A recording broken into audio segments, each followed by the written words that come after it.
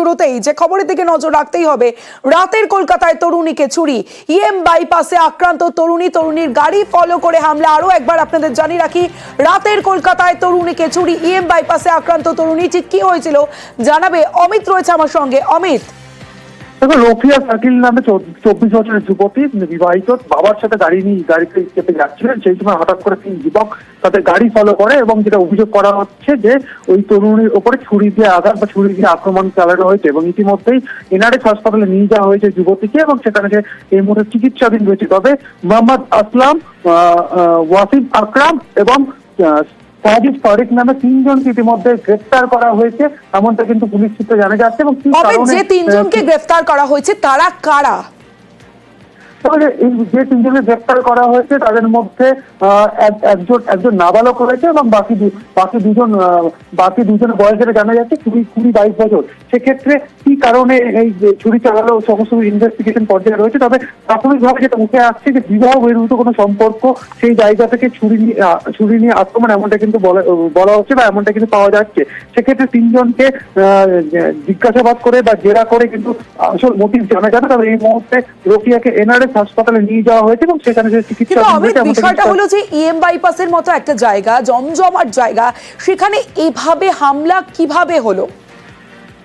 তো পুলিশ সূত্র থেকে যেটা দাবি করা হচ্ছে, যুবতী তার বাবার সাথে গাড়িতে যাচ্ছিলেন, সেই সময় তাদের গাড়ি কিন্তু ফলো করা হচ্ছিল এবং বাইপাসের কাছে